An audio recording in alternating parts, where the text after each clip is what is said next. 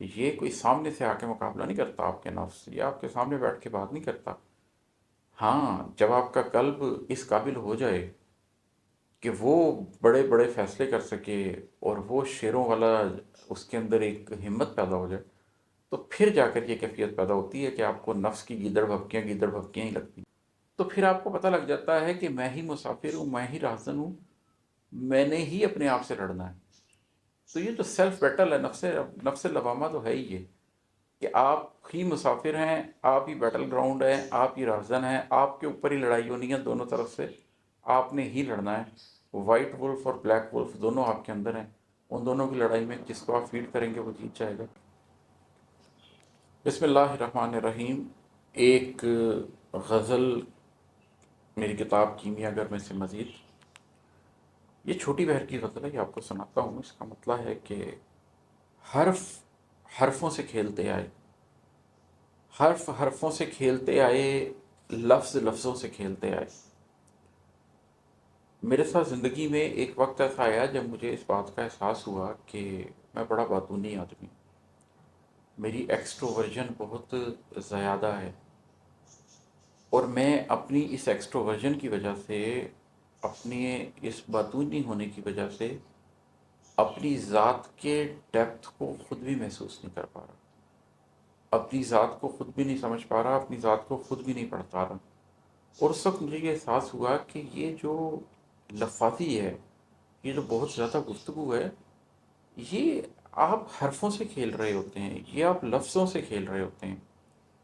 اس کو آپ چرب زبانی بھی بول سکتے ہیں، لیکن حرفوں کا حرفوں سے کھیلنا، لفظوں کا لفظوں سے کھیلنا، اور اپنی بات کی دلیل کی بنیاد پر سچے نظر آنا، درست نظر آنا، قابل نظر آنا، عالم نظر آنا، اس کی کوئی حیثیت نہیں ہے۔ اور تب مجھے اس بات کا احساس ہوا کہ یہ صرف ایک کھیل ہے، مجھے خاموشی اختیار کر لینی چاہیے۔ اور پھر بہت سال میں نے ایسے گزارے جس کے اندر میں بہت کم گو ہو گیا۔ اب تو یہ حالت ہو گئی ہے کہ بات کرنے کے لیے کوشش کرنی پڑتی ہے۔ مجھے لوگ کہتے ہیں کہ ایکسٹروورژن اور انٹروورژن چینج نہیں ہو سکتی، لیکن میں نے اپنے ساتھ جو ہوتے دیکھا ہے کہ جب مجھے پتہ لگ گیا کہ حرف حرفوں سے کھیلتے ہیں اور لفظ لفظوں سے کھیلتے ہیں، تو میں نے اس کھیل کو چھوڑ دیا اور خاموشی کو اختیار کیا۔ اور مجھے لگتا ہے کہ انسان ایکسٹروورٹ سے انٹروورٹ ہو جاتا ہے جب وہ اندر کے سفر کا آغاز کرتا ہے۔ اور ہے کہ غیر محرم نہیں تھے آپ کے ہم، پھر بھی غیروں سے کھیلتے آئے۔ اس کا ایک تو مجازی معنی ہے کہ آپ کی زندگی میں کچھ محرم ہوتے ہیں، کچھ قریبی ہوتے ہیں، آپ کے اپنے ہوتے ہیں، اور کبھی زندگی میں آپ ان سے شکایت کرتے ہیں کہ اگرچہ میں تمہارا محرم تھا، میں تمہارے ساتھ بیٹھتا، تمہارے ساتھ کھیلتا، لیکن تم نے مجھے چھوڑ دیا، اور میں غیروں کے ساتھ زندگی میں کھیلتا آیا ہوں۔ یا کوئی شخص یہ کہے کہ غلطی مجھ سے ہوئی کہ آپ میرے محرم تھے اور میں آپ کو چھوڑ کر غیروں میں جا بیٹھا، لیکن جو اس کا حقیقی معنی ہے وہ یہ ہے کہ اللہ سے بڑا تو محرم ہے ہی کوئی نہیں۔ ربا میرے حال دا محرم تم، جو حقیقی محرم ذات ہے وہ تو اللہ ہے۔ تو میں خود کلامی کرتا رہا ہوں، اور ایک طرح سے اللہ سے بھی بات کر رہا ہوں کہ اللہ، تیرا محرم تو میں تھا، میرا محرم تو تو تھا، اور میں ساری زندگی غیروں سے کھیلتا ہے، میں ساری زندگی غیروں کے در پہ بیٹھا رہا، غیروں کے ساتھ رشتہ میں نے بنایا رکھا، اور اپنے محرم کو بھولے رہا۔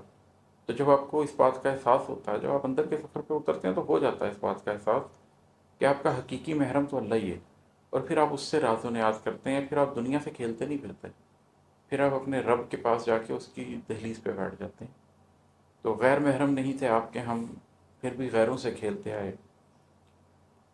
جھوٹے لوگوں سے لوگ کھل کھیلے، جھوٹے لوگوں سے لوگ کھل کھیلے، اور سچوں سے کھیلتے آئے۔ جب آپ سچائی کو اختیار کر لیں تو یہ تو پھر خیر آپ کے ساتھ بہت ہوتا ہے کہ جو ایک جھوٹ کا جال ایک آپ کے ارد گرد معاشرے میں بنا ہوا ہے، جس میں ہر چیز جھوٹ پر چل رہی ہے، معاشرے میں ہر بات جھوٹ پر طے کی جاتی ہے، تو اس میں لوگ ایک دوسرے کے ساتھ کمپنی بڑی انجوائے کرتے ہیں، ایک دوسرے کے ساتھ تعلق بڑا انجوائے کرتے ہیں، ایک دوسرے کے ساتھ کھل کھیلتے ہیں، اور جو سچائی پہ کھڑا ہوتا ہے اس کے ساتھ کھیلتے آتے ہیں، اس کو ایک کھلونا بنا لیا جاتا ہے، اور اس کی سچائی کے ساتھ کھیلا جاتا ہے۔ خیر، اگلا شعر ہے کہ نفس کے گیدڑوں کی کیا چلتی، नफ्स के गीदड़ों की क्या चलती, कल्ब शेरों से खेलते आए। कभी ऐसा होता है कि जब आप कमज़ोर होते हैं तो आपको नफ्स से भी बहुत डर लगता है। नफ्स अम्मारा आपको घेर लेता है, आपसे उससे लड़ा ही नहीं जाता। लेकिन अगर कभी आप नफ्स अम्मारा के जंगल से निकल जाएं, अगर कभी आप नफ्स लवामा की जंग लड़ लें और नफ्स मुतमइन्ना के दरवाजे पर दस्तक देने लग जाएं, तो फिर आपको लगता है कि ये नफ्स की जो सारी ख्वाहिशें हैं और ये नफ्स के जो सारे वार हैं, ये तो गीदड़ों के वार हैं। ये कोई सामने से आके मुकाबला नहीं करता आपके नफ्स से, ये आपके सामने बैठ के बात नहीं करता। हाँ, जब आपका कल्ब इस काबिल हो जाए कि वो बड़े बड़े फैसले कर सके और वो शेरों वाला उसके अंदर एक हिम्मत पैदा हो जाए, तो फिर जाकर ये कैफियत पैदा होती है कि आपको नफ्स की गीदड़ भपकियाँ ही लगती हैं।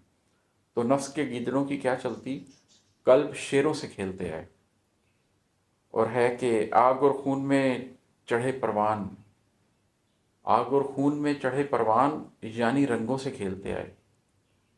ये जो आग और खून की होली है ना, ये हर शख्स को अपनी ज़ात में खेलनी पड़ती है अगर उसने अपनी ज़ात में तरक्की करनी है ना। गरीब व सादा और रंगीन है दास्तान हरम।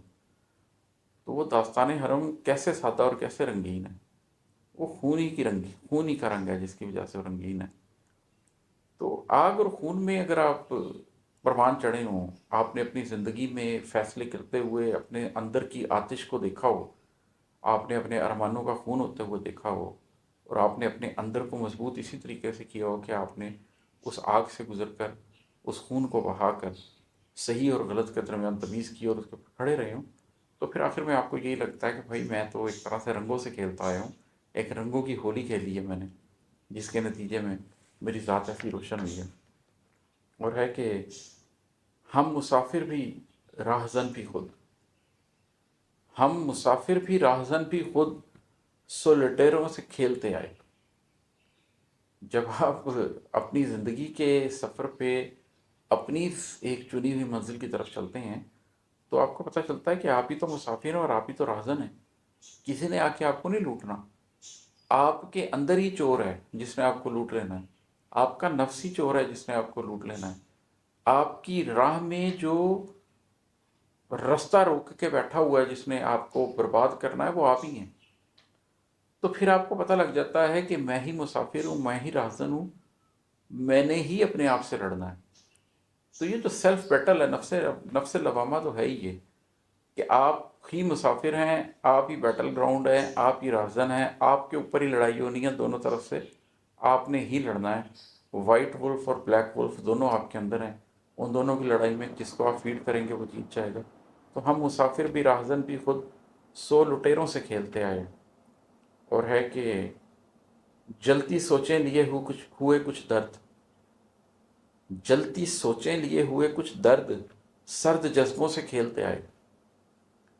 ये तो मेरा बड़ा ज़ाती तजुर्बा है कि ज़िंदगी में एक मकाम ऐसा आया जहाँ मेरे जज्बे ठंडे हो गए और मेरी सोचों के अंदर शदीद हरारत पैदा हो गई।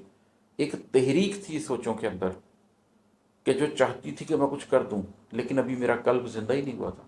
मेरे कल्ब मुकम्मल तौर पर मुंजमद था, इस टकसाल के सारे सिक्के मुंजमद थे। तो मुझे समझ नहीं आती थी कि मैं क्या करूं।